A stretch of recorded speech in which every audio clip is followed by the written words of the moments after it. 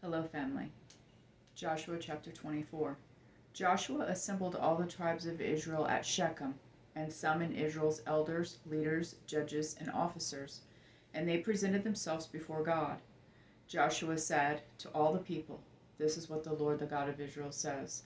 Long ago your ancestors, including Terah, the father of Abraham and Nahor, lived beyond the Euphrates River and worshipped other gods.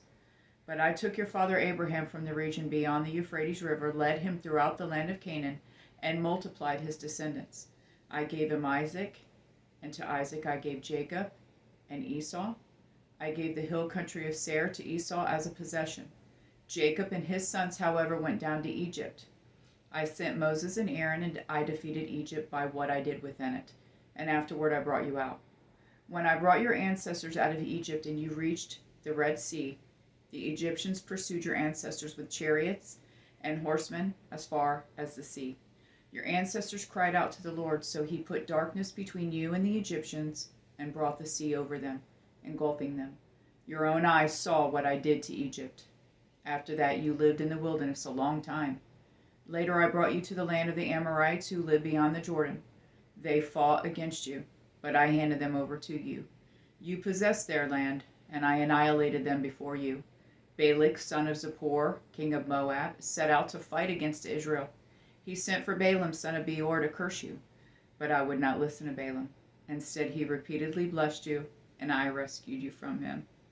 You then crossed the Jordan and came to Jericho. Jericho's citizens, as well as the Amorites, Perizzites, Canaanites, Hittites, Girgashites, Hivites, and Jebusites, fought against you, but I handed them over to you.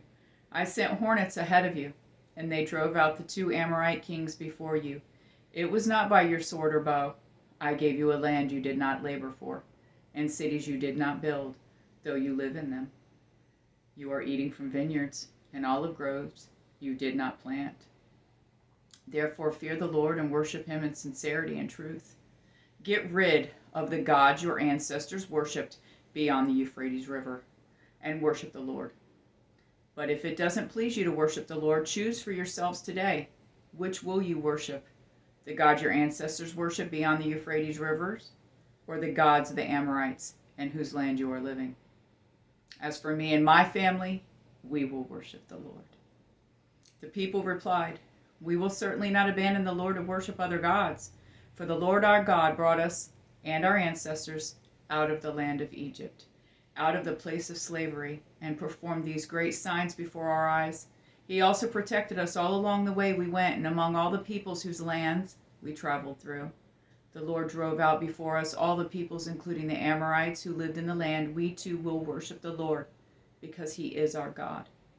But Joshua told the people, "You will not be able to worship the Lord, because he is a holy God. He is a jealous God. He will not forgive your transgressions and sins. If you abandon the Lord and worship foreign gods, he will turn against you, harm you, and completely destroy you, after he has been good to you." "No," the people answered Joshua, "we will worship the Lord." Joshua then told the people, "You are witnesses against yourselves, that you yourselves have chosen to worship the Lord." "We are witnesses," they said. "Then get rid of the foreign gods that are among you and turn your hearts to the Lord, the God of Israel." So the people said to Joshua, "We will worship the Lord our God and obey him." On that day Joshua made a covenant for the people at Shechem and established a statute, an ordinance for them. Joshua recorded these things in the book of the law of God. He also took a large stone and set it up there under the oak at the sanctuary of the Lord. And Joshua said to all the people, "You see this stone? It will be a witness against us, for it has heard all the words of the Lord said to us, and it will be a witness against you, so that you will not deny your God." Then Joshua sent the people away, each to his own inheritance. After these things, the Lord's servant Joshua, son of Nun, died at the age of 110. They buried him in his allotted territory at Timnath-Serah in the hill country of Ephraim, north of Mount Gaash. Israel worshipped the Lord throughout Joshua's lifetime and during the lifetimes of the elders who outlived Joshua and who had experienced all the works of the Lord, all the works the Lord had done for Israel. Joseph's bones, which the Israelites had brought up from Egypt, were buried at Shechem in the parcel of land Jacob had purchased from the sons of Hamor, Shechem's father, for 100 pieces of silver. It was an inheritance for Joseph's descendants.